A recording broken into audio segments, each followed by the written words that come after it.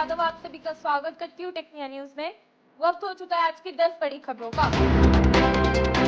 लोकसभा चुनाव के 7वें चरण के मतदान से ठीक पहले प्रधानमंत्री नरेंद्र मोदी 45 घंटे की ध्यान साधना में मग्न हो गए हैं। गुरुवार को चुनाव के आखिरी चरण का प्रचार खत्म करने के बाद पीएम मोदी ने तमिलनाडु की कन्याकुमारी में भगवती अमन मंदिर में पूजा अर्चना की। इसके बाद वे 45 घंटे के लिए ध्यान अवस्था में बैठ गए।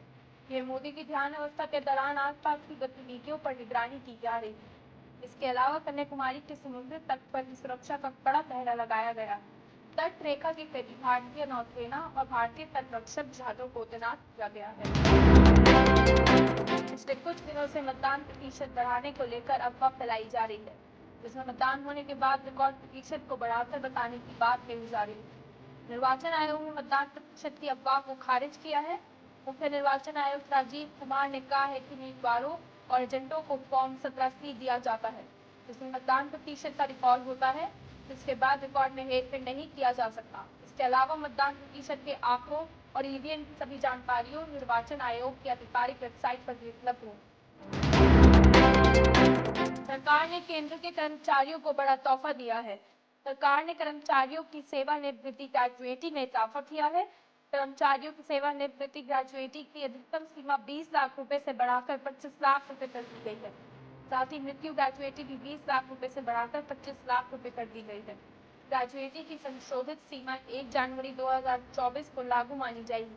गुरुवार को कार्मिक, लोक शिकायत और पेंशन मंत्रालय ने एक आधिकारिक ज्ञापन जारी कर इसकी जानकारी दी। देश को जल्द ही कई नए एक्सप्रेसवे की सौगात मिलने वाली है। अगले कुछ वर्षों में देश में 10 नए एक्सप्रेसवे बनकर तैयार होने वाले हैं। ये एक्सप्रेसवे भारतमाला परियोजना के तहत बनाए जा रहे हैं। परियोजना के तहत 1350 किलोमीटर लंबी दिल्ली से मुंबई तक निर्माणाधीन एक्सप्रेस का कुछ हिस्सा अभी से खुल चुका है, जो दोनों शहरों के बीच की यात्रा के समय को घटाकर सिर्फ 12 घंटे करेगा। इसके अलावा दिल्ली से देहरादून, दिल्ली से कटरा और कानपुर से लखनऊ एक्सप्रेसवे का काम भी अगले कुछ वर्षों में पूरा होने वाला है। पिछले कुछ वर्षों में रोजगार के लिए विदेश जाने वाले भारतीयों की संख्या बढ़ी है। सरकार ने मुख्य रूप से उत्प्रवास जांच अपेक्षित देशों में जाने वाली श्रमिकों को सहायता देने के लिए ई-माइग्रेट परियोजना की शुरुआत की है। इस परियोजना के तहत उत्प्रवास प्रक्रिया को आसान बनाने के लिए ऑनलाइन करने पर जोर दिया गया है। साथ ही श्रमिकों की समस्याओं का समाधान करने और सुरक्षित व कानूनी तौर प्रवास को बढ़ावा देने पर जोर दिया गया है। इसके लिए विदेश मंत्रालय, इलेक्ट्रॉनिक एवं सूचना प्रौद्योगिकी मंत्रालय और CSC e governance services India limited के बीच एक समझौता ज्ञापन पर हस्ताक्षर किए गए। देश में इस बार गर्मी ने सभी रिकॉर्ड तोड़ दिए हैं। गर्मी इतनी बढ़ गई है कि लोगों के लिए जानलेवा साबित हो रही है।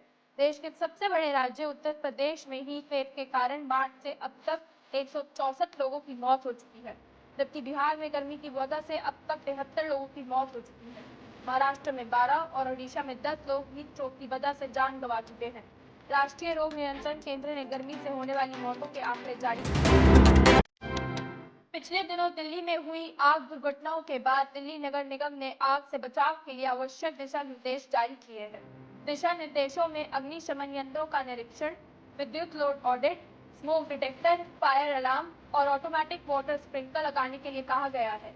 ये दिशा निर्देश अस्पतालों, स्कूलों और सामुदायिक केंद्रों समेत अन्य उन सभी इमारतों पर भी लागू किए जाएंगे जहां बड़ी संख्या में लोग इकट्ठे होते हैं। गुरु गोविंद सिंह इंद्रप्रस्थ यूनिवर्सिटी ने इंडस्ट्रियल बायोटेक्नोलॉजी से एमटेक में प्रवेश लेने के लिए उम्मीदवारों को आमंत्रित किया है। आईपीयू में इंडस्ट्रियल बायोटेक्नोलॉजी विषय से एमटेक में कुल 10 सीटों पर दाखिले लिए जाएंगे। एडमिशन लेने के लिए उम्मीदवार 14 जून तक ऑनलाइन फॉर्म भर सकते हैं। वहीं एडमिशन की प्रक्रिया 31 जुलाई तक चलेगी।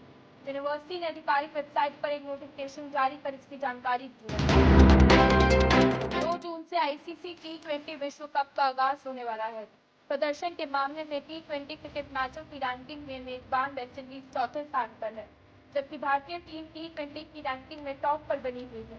T20 की रैंकिंग में दूसरे नंबर पर ऑस्ट्रेलिया और तीसरे नंबर पर इंग्लैंड का कब्जा है। वहीं मेजबान यूएसए की टीम T20 की रैंकिंग में 18वें नंबर पर काबिज है।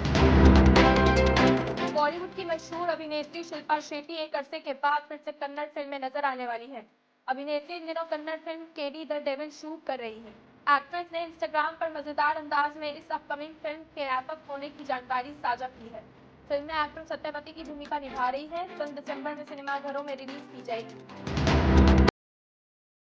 आज के लिए बस इतना ही। देखते रहिए टेक्निया न्यूज, साथ ही साथ चैनल को लाइक शेयर सब्सक्राइब भी करें।